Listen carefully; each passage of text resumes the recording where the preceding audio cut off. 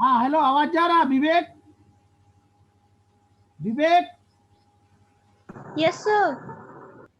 ठीक है, just a minute, इन लोग को इन कर लेते हैं। हाँ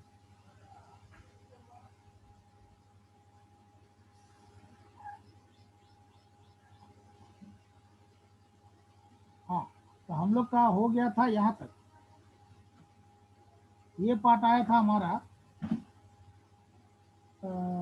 नाउ इक्वेटिंग इक्वेशन 8 and 7, ये पार्ट बोल रहे थे। दिखाई दे रहा ना स्क्रीन? Hello, yes sir. ठीक है। Equating equation 7 and second 8, 7 with 8, 7 equation में लेफ्ट हैंड साइड में क्या क्या दिया हुआ है उसको देखो, और राइट हैंड साइड में क्या दिया हुआ है उसको देखना है। ठीक है, सॉरी, लेफ्ट हैंड साइड में दोनों इक्वेशन में क्या दिया हुआ है। तो in equation 7, m square c to the power 4 minus m square v square c square is given, and here in equation 8 same thing is given here. So now equating equation 8 with 7, so the resultant of equation 8 means the value which is given in equation 8 is m naught c square square c to the power 4 equal to equating means equal to the value of equation 7 given in right hand side of this equation. So both the equation means equation 7 and the value of equation 7 and the value of equation 8 which is given in the right hand side will be written as a equating form. So equating form we are writing here. So now here 2h m naught c square. This m naught square c to the power 4 here in right direction m naught square c to the power 4 is given. So in both the direction this part will be cancelled. So next part is 2h 2h here 2h m naught c square mu minus mu days is equal to a minus 2 h square mu minus mu days cos phi minus 1. So 2h square and 2h. Here rest 1h is having.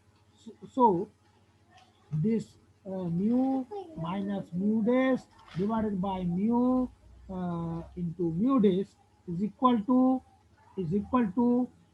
h h h divided by m naught c square into this 1 minus cos phi.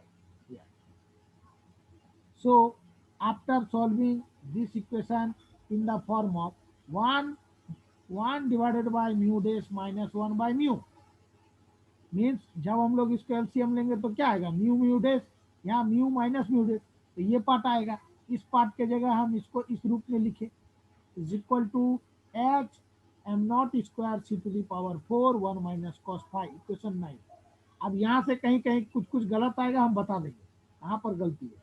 हम लोग जानते हैं mu is equal to C by lambda होता है, mu is equal to C by lambda ये होता है। और similarly, we can write mu dash is equal to c by lambda dash. So here lambda is the wavelength. Lambda and lambda dash is the wavelength. So change in lambda means delta lambda is equal to lambda dash minus lambda.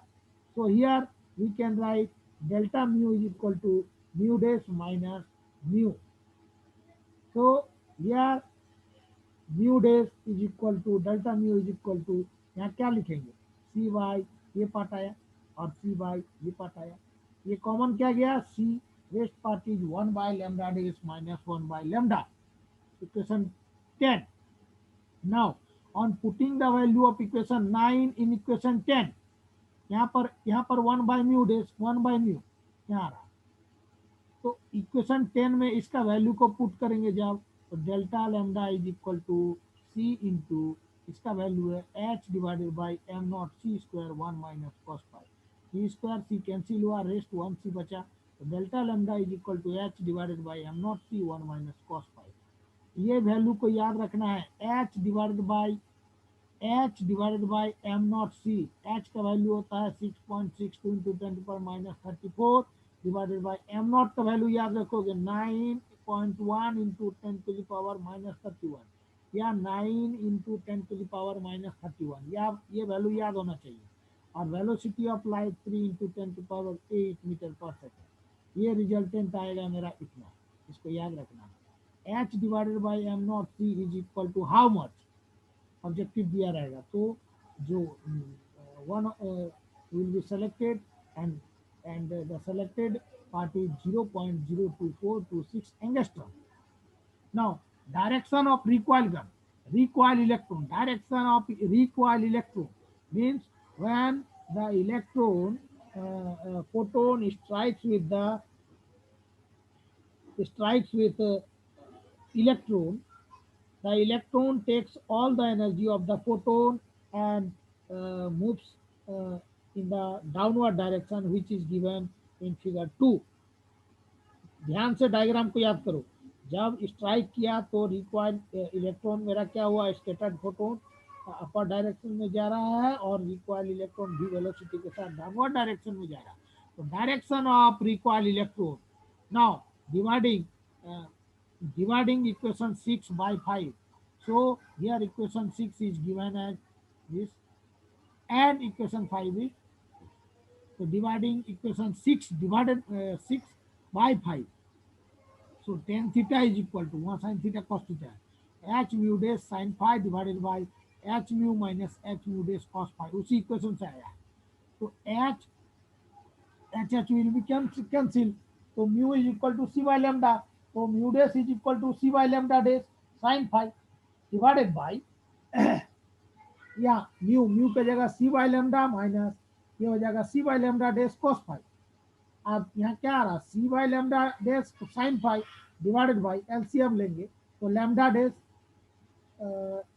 Lambda into lambda dash, तो यहाँ सी ये part मेरा क्या आ जाएगा, यहाँ पर lambda डेस सी into lambda dash minus यहाँ क्या आ जाएगा सी इंटू लेमडा, तो रेस्ट और कॉस फाई। तो मेरा यहाँ इसको डायरेक्ट कैलकुलेशन किए तो लेमडा साइन फाई ये सी और यहाँ का सी ये दोनों मेरा कैंसिल हो जाएगा, तो रेस्ट यहाँ क्या बचेगा lambda dash sine phi divided by यहाँ सी कैंसिल हो रहा 1 by lambda minus 1 by lambda dash cos phi. ठीक है, तो यहाँ पर मेरा c by lambda dash sine phi है, ये इसको जब हम सॉल्व करेंगे सी कैंसिल हो जाएगा, तो ऊपर क्या बचेगा lambda sine phi divided by यहाँ पर क्या बच रहा है lambda dash minus lambda cos phi, equation 12। So the direction of recoil electron is tan theta is equal to lambda sin phi divided by lambda dash minus lambda cos phi, equation 12. Now kinetic energy of the electron, हम लोग को अभी क्या मिला, direction मिला। जब v velocity recoil electron gain with the velocity v, so it may we can say that the recoil electron has some kinetic energy, and the kinetic here kinetic energy will be denoted by t. So now in equation 1 the statement of equation 1 is, means equation 1 can be written as h mu plus m naught c square is equal to h mu dash plus mc square. So means t is equal to m minus m not c square, ये part आ रहा मेरा h mu minus h mu dash equation 1 से, ये part आया equation 1 से यहाँ आया, तो ये equation 30 h mu minus h mu dash, यहाँ पर हम क्या लिखेंगे h c by lambda mu के जगह माइनस एच म्यू डेस के जगह सी बाई लेमडा डेस, ये आया। यहाँ पर एच सी कॉमन गया, यहाँ क्या बच रहा है 1 by lambda minus 1 by lambda dash. तो h c lambda into lambda dash, यहाँ क्या आ जाएगा lambda dash minus lambda, equation 14। अब हम लोग kinetic energy of required electron में जा रहे हैं, क्योंकि उसमें भी वेलोसिटी आ गया। इसका मतलब काइनेटिक एनर्जी है और mass of the electron m हम लोग जानते हैं। तो ये part kinetic energy is equal to इतना है। नाउ इक्वेशन 9 मेरा जो भी है, ये equation 9 1 by mu dash minus 1 by mu is equal to h divided by m naught c square 1 minus cos theta. Here this part is given here, means in equation 10 it is given the value of 1 by mu dash minus 1 by mu is given. So this value equation 9 we can write here that part. So after that c multiply with c in both the part, तो c by mu dash minus c by mu is equal to, यहाँ पर मेरा left direction में multiply कर is equal to ये, उसको solve किया गया तो c by mu dash is equal to ये इधर गया तो माइनस है प्लस में चेंज हुआ c by mu plus h divided by m naught c square 1 minus cos phi। अब सी कॉमन अगर जा रहा है, कैंसिल हो रहा है, तो यहाँ क्या बचेगा 1 by mu dash is equal to 1 by mu. इसको सॉल्व किया गया 1 प्लस 1 बाय म्यू जब कॉमन लिया गया, यहाँ क्या बच रहा है 1 plus h mu m not c square 1 minus cos phi. तो अब इसको सॉल्व करने पर mu dash is equal to mu divided by 1 plus h u m not c square. Hello sir. हाँ बोलो sir T equal to m minus m not into c square कैसे लिखे equation 13 में? आशुतोष यादव। हाँ सर। हाँ ठीक, अब तुम अनम्यूट कर, हम बोल रहे हैं कौन, एक मिनट और तुम बोलो तो। हाँ सर बोलिए। हाँ सर। हाँ कहाँ पर बोल रहे हो ये बात? यस सर 13 सर कैसे लिखे सर? इक्वेशन 13 इक्वेशन 1 पढ़े हो? हाँ सर। हाँ सर। नोट्स है देखो तो, नोट्स है? डाउनलोड नहीं किया सर अभी। डाउनलोड नहीं किया हो, तुम्हारा गलती है कि मेरा? बोलो, पिछला क्लास से हम ये चीज को दे रहे हैं, ये सेकंड क्लास इसका रिपीट कर रहे हैं। अभी तुम बोलोगे ये कहाँ से आया? इक्वेशन 1 है मेरा। हम लोग क्या बोल रहे हैं कि जब कोलेशन हुआ उसके बाद, कोलेशन के बाद electron acquired some velocity, v velocity. तो जब वेलोसिटी आ गया, मास ऑफ इलेक्ट्रॉन हम m जानते हैं, तो टोटल तब हम बोलेंगे कि total electron gain some kinetic energy. तो उस काइनेटिक एनर्जी को T बोल रहे हैं। तो T कहाँ से आया? इक्वेशन 1 में दिया हुआ है h mu plus m not c square is equal to h mu dash plus m c square. ठीक है, तो यहाँ मेरा T इज इक्वल टू, वही इक्वेशन 1 को जब सॉल्व किया गया तो नीचे का पार्ट दिया हुआ है। ठीक है, तो वहां T is equal to m c square minus m not c square. तो m c square m minus m not c square ये पार्ट आया था, और h म्यू, और इधर था मेरा h म्यू डेस। ठीक है, तो h mu right hand side में मेरा h म्यू डेस है, मेरे पास है नोट्स लिखा हुआ, उसको सॉल्व करके हम बोल रहे हैं। h म्यू डेस जब राइट हैंड साइड से लेफ्ट हैंड साइड में आएगा तो ये h म्यू डेस आ जाएगा। आप समझ रहा? Yes sir. Yes sir. पहले समझो हम बोल रहे हैं क्या, नहीं समझा? हम समझ गए। इक्वेशन 1 समझ गया सर। है तो is equal to, according to principle of conservation of momentum, h mu plus m not c square is equal to mu dash plus m c square. ध्यान से सुनो। हेलो तो अब हम इक्वेशन 1 में T बोल रहे हैं, T is equal to m not c square is equal to h mu dash plus m c square. तो m नॉट सी स्क्वायर जब लेफ्ट हैंड साइड से राइट हैंड साइड में जाएगा तो क्या हो जाएगा? यहाँ माइनस होगा ना, एम सी स्क्वायर, इधर आ गया minus m not c square, तो सी स्क्वायर कॉमन ले लिए तो एम माइनस एम नॉट आया। और उसी इक्वेशन में दिया हुआ है H mu, H mu. Hello Ashutosh, हाँ सर। तुम लिखो, कॉपी रखे और सामने, हाँ कॉपी रखे हैं सर। ठीक है लिखो। हाँ बोलिए।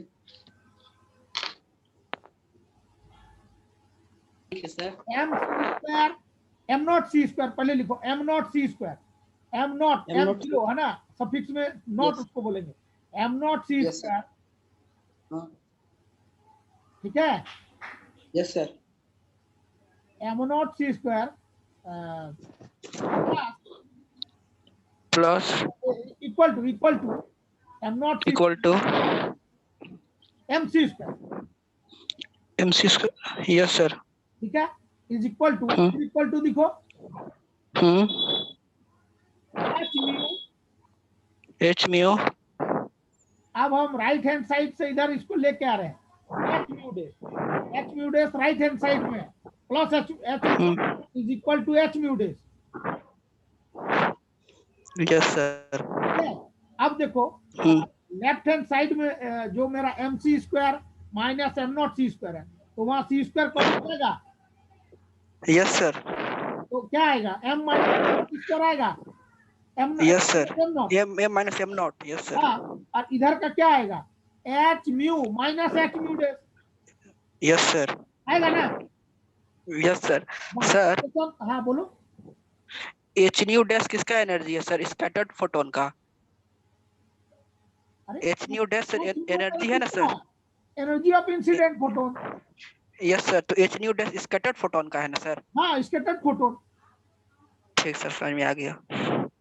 इसीलिए बार बार बोल रहे हैं, energy of incident photon h mu, energy of yes sir. M not c square.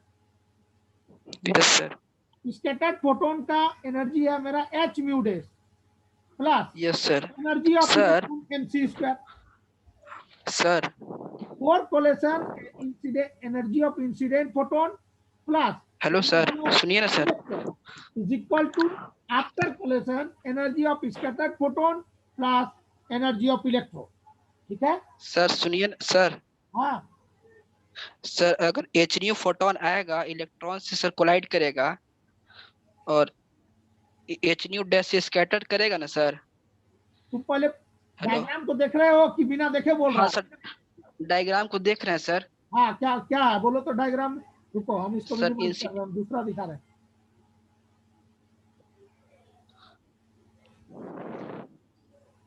एक मिनट ना, yes sir. Yes.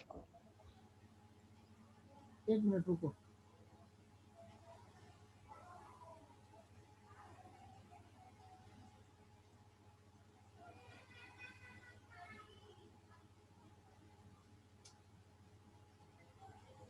Just a minute, थोड़ा रुक जाओ, डायग्राम हम शो करेंगे, रुको।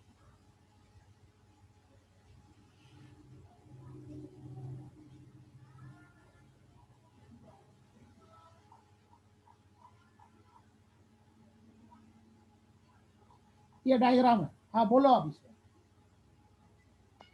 सर जब इनिशियल फोटोन आया ना एच न्यू से सर। बोलो। हाँ sir, initial photon H new से आया हाँ, और स्कैटर्ड फोटोन का एनर्जी एच न्यू डैश है। यहाँ एच म्यू डेस है, ये हाँ सर, एच न्यू डैश हम बोल रहे हैं सर। ये एच म्यू डेस होगा इसका। हाँ सर, वही बोले हम भी वही बोल रहे हैं सर। सर जब kinetic energy of rest electron आप लिखे H new minus H nu dash लिख रहे हैं ना सर अभी। हाँ, तो सर जब कोलाइड करेगा तो सर कोलाइड कहाँ कर रहा है यार? यहाँ पर कर रहा है, बिफोर कोलिशन में। यस सर, तो कोलिजन के बाद आप एनर्जी नहीं लिखे sir, H new minus H nu dash equation 13 में सर लिखे हैं ना। अब बोलो, अब एच हम न्यू माइनस। कान से हटा लिया, अब तुम बोलो तो हमको ठीक सुनाई दे रहा है। सर इनिशियल फोटोन का एनर्जी एच न्यू है हाँ, और स्कैटर्ड का h nu dash. H mu dash, ठीक है। तो कोलिजन के बाद इक्वेशन 13 में आप नहीं लिखे इलेक्ट्रॉन का energy h new minus H nu dash. हाँ, तो सर जब कोलाइड करेगा तो एनर्जी लॉस नहीं होगा सर, हीट के फॉर्म में, साउंड के फॉर्म में, या यहाँ इसको मेरा इलास्टिक क्या मान लिए एनर्जी हैं? लॉस हो रहा है, या यहाँ समझो पहले इस केस को। यहाँ पर यस सर। इलेक्ट्रॉन मेरा रेस्ट कंडीशन में है, पहले ध्यान से समझो। Electron yes sir. Before coalition में मेरा रेस्ट कंडीशन में है, ठीक है। Yes sir. तो इंसिडेंट फोटोन का जो एनर्जी हो रहा है एच म्यू है। जब when the incident photon strikes with this electron, electron takes all the energy of the photon. समझ में आ रहा? इलेक्ट्रॉन क्या कर रहा है, यस सर। इस फोटोन का एनर्जी को अपने में ले रहा है और इस डायरेक्शन में ये जा रहा है। तब हम इसको बोल रहे हैं स्कैटर्ड फोटोन। इस स्कैटर्ड फोटोन का एनर्जी मेरा चेंज होकर के एच म्यू से एच म्यू डेस आया इलेक्ट्रॉन टोटल एनर्जी ले लेगा सर? है। इलेक्ट्रॉन टोटल एनर्जी ले लेगा? ये ना, हाँ, मैक्सिमम हाँ part of sir. The energy, maximum part of the energy ये अपने में ले लेगा। ये electron max rest max condition वाला मैक्स इलेक्ट्रॉन, पूरा नहीं लेगा सर? रेस्ट पार्ट पूरा लेगा कि मैक्सिमम पार्ट लेगा sir? Maximum part. Yes sir. तो वही बोल रहे सर, कोलिजन में हीट लॉस होगा कि नहीं होगा sir? Conservation of linear momentum पढ़ा है ना? Yes sir. नहीं पढ़ा है तो सर फिर अगर से आप उसे एक बार पढ़ो, तब ये पार्ट नहीं सर, हाँ बोलो। सर सुनिए ना सर। हाँ बोलो। सर आप इसको इलास्टिक कोलिजन मान के सोल्व कर रहे हैं सर, हाँ तभी तो हाँ हाँ, ठीक है सर, तो समझ में आ गया। बार बार उसमें 3 एजम्पशंस बोले हुए हैं, देखो।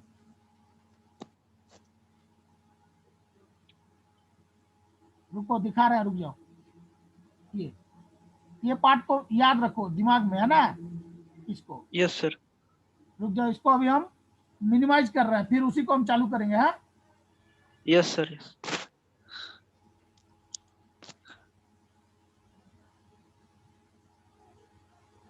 हाँ, तो ये इक्वेशन 9 आया था। ये सॉरी, इक्वेशन कहाँ तक हम लोग किए थे? रिकॉइल ऑफ, हाँ यहाँ तक किए थे, kinetic energy of recoil electron. Equation 13 आया, यहाँ से सॉल्व करते हुए इक्वेशन 14 तक आए थे। इक्वेशन 9 में ये पार्ट मेरा दिया हुआ था। अब इसको सी से मल्टीप्लाई किए तो c by mu dash is equal to C by mu is equal to ये पार्ट। तो यहाँ पर हम 1 बाय ये सॉल्व करके mu dash is equal to इतना लाए हैं, ये आया था। अब बोल रहे हैं x is equal to h mu divided by m not c square. तो अब हम h mu divided by m not c square, इसके जगह क्या बोलेंगे? x बोलेंगे। तो यहाँ पर लिख दिया 1 plus x 1 minus cos five, equation 15। अब इक्वेशन 15 का वैल्यू को इक्वेशन 13 में पुट कर रहे हैं, इस पर t equal to h mu minus h mu dash पर 13 पर पुट करेंगे। तो t is equal to h mu minus mu dash. तो t is equal to h mu minus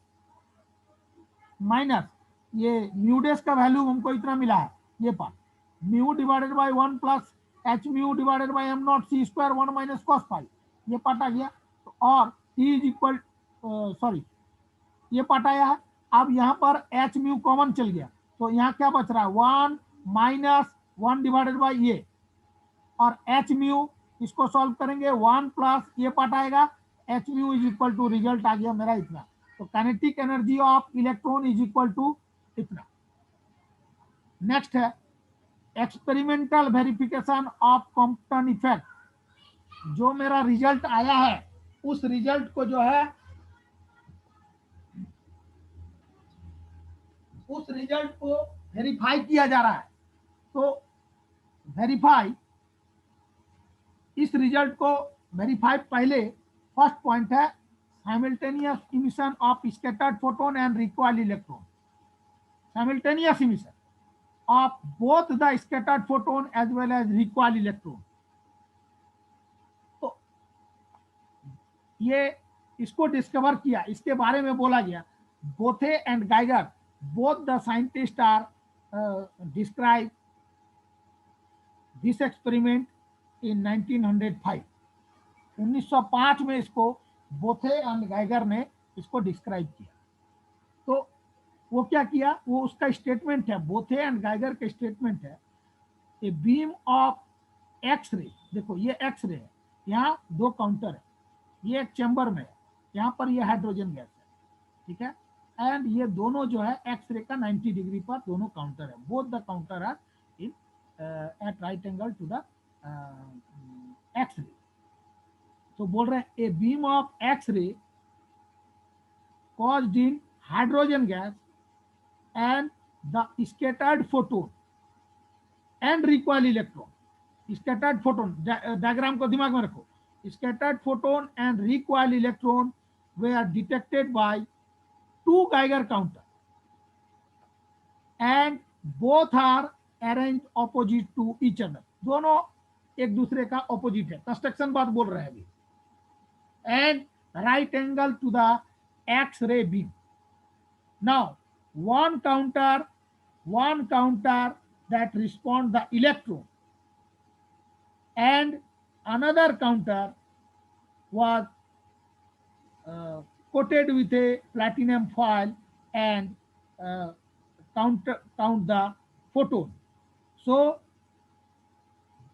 the platinum foil absorb electrons allowed to X-ray alone to enter this chamber. फिर से बोल रहे हैं, ए बीम ऑफ कंस्ट्रक्शन, ध्यान से सुनोगे, a beam of X-ray was caused in hydrogen gas and the resultant scattered photon and recoil electron were detected by two counter, Geiger counter बोलेंगे, Geiger counter, खाली counter नहीं बोलेंगे, and both the counter are arranged in opposite direction and at right angle to the X-ray beam. One counter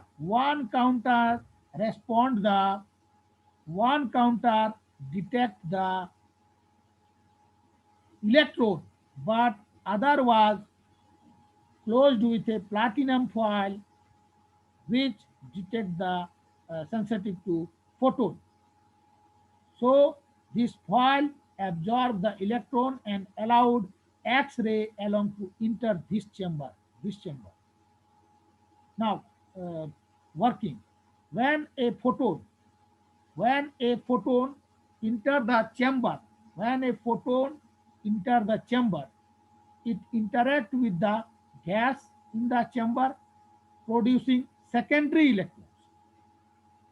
When a photon enter this chamber, it interact with the gas in the chamber. After that, they producing secondary electrons, and it is to be noted that the photon counter does not, ध्यान दोगे एक तरह से, photon counter does not respond directly to the photon but indirectly to the secondary electron. It can inform only about secondary electrons. Now, according to the Compton theory, we know that scattered photon, वो diagram याद रखो, enter the photon counter, this photon counter में enter कर रहा है. So a recoil of electron enter the electron counter. Electron, there are 10 electrons for each scattered photon. वाला diagram starting वाला, there are 10 electrons for each scattered photon registered by this photon counter. Photon counter के द्वारा वो registered होगा, और this is due to the fact that every photon does not produce a secondary effect. फिर से इसको बोल रहे हैं, ये 5 नंबर में देगा, ठीक उसका टेल पार्ट में जो क्वेश्चन रहेगा उसमें बोलेगा कि एक्सपेरिमेंटल वेरिफिकेशन कॉम्पटन इफेक्ट का उसको लिखना है. तो इस डायग्राम को देख करके और जो भी इसका पार्ट अभी बोले हैं नोट्स डाउनलोड करके लिखो और सेम डे याद करो. याद नहीं करोगे दिक्कत होगा, बाद में फिर समझ में नहीं आएगा. आज अगर हम पढ़ा रहे हैं तुरंत अगर याद करते हो शाम तक तो 80% समझ में रहेगा, 90%। और फिर कल याद करोगे तो वो हो जाएगा 60, फिर परसों याद करोगे तो हो जाएगा 30, 20, और उसके बाद करेगा तो नील। कुछ समझ में नहीं आएगा क्या बताए हैं। सिर्फ नोट्स मिलने से नहीं होगा, याद करो ये सब। 1900 when one में बोथे और गाइगर, बोथे and Geiger conducted this experiment and give his statement.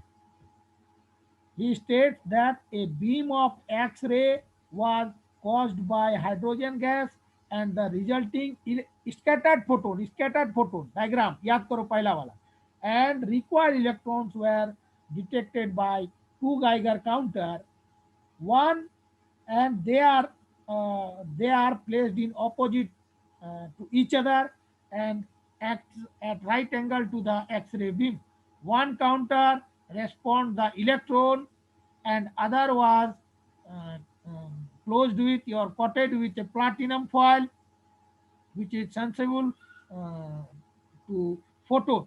So this foil absorb electrons. This foil absorb electrons and allowed X-ray to enter this chamber.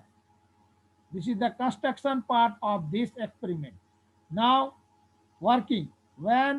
A photon when a photon enter in this chamber, it interact with the gas uh, in the chamber and producing secondary electrons. After that, it is to be noted that photon counter does not respond directly, but it is indirectly detect the secondary electrons. Give the information about the secondary electrons.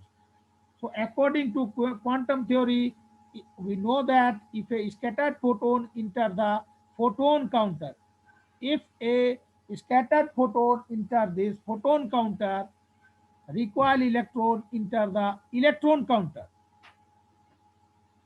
Photon counter अगर मेरा photon अगर inter कर रहा है photon counter में, electron will be enter in the electron counter. So maximum there are 10 electrons.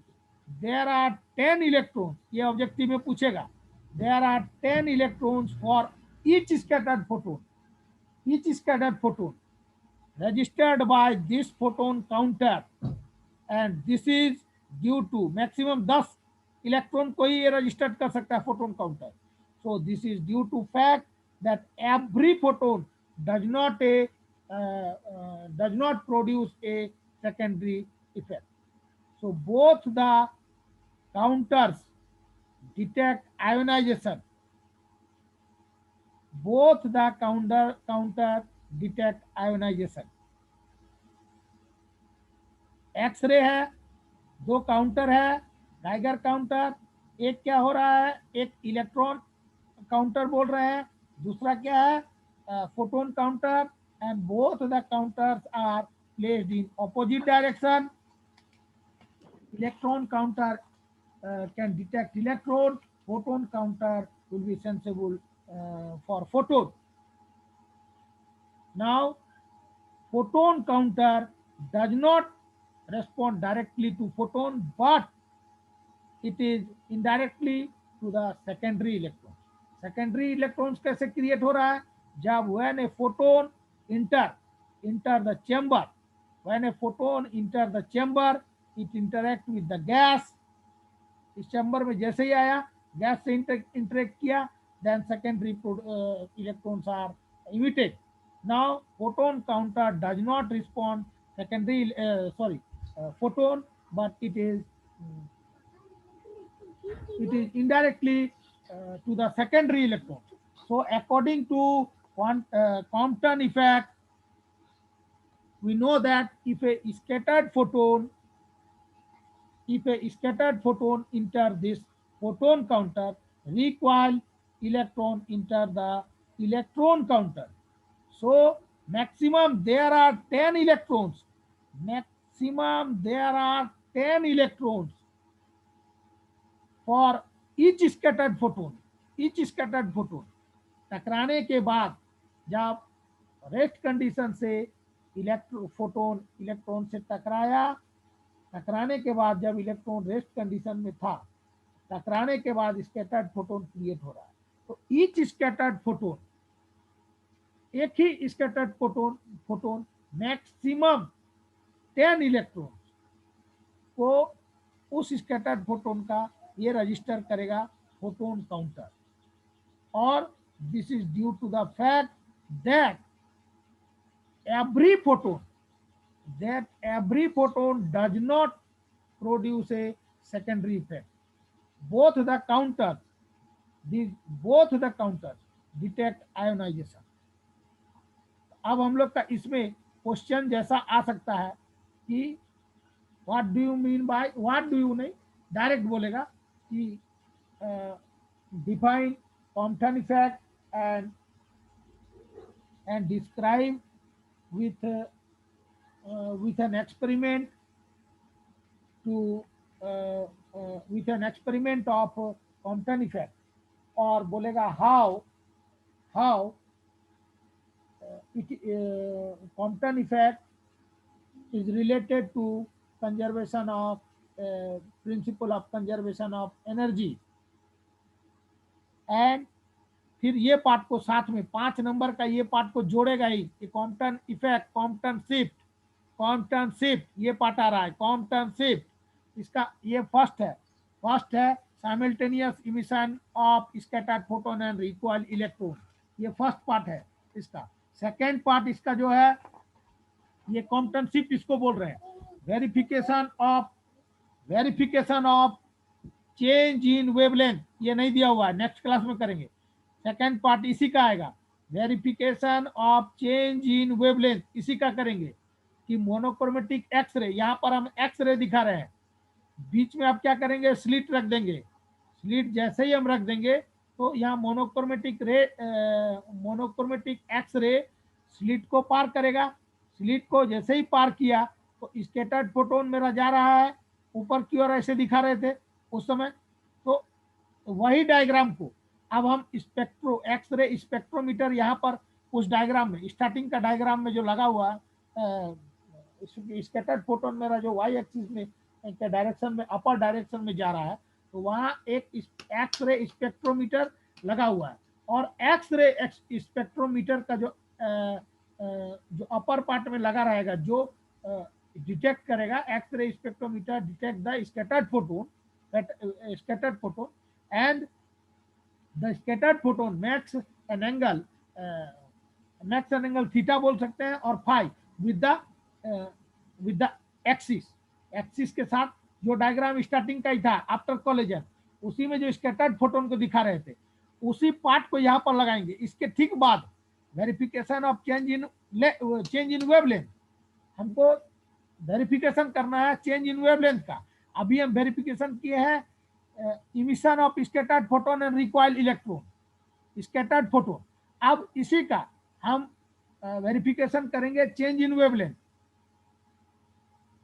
Change in wavelength जैसे verification करेंगे तो जब मेरा स्कैटर्ड फोटोन जहां से इमिट हो रहा है, जिस डायरेक्शन में जा रहा है, जाने के बाद अपर पार्ट में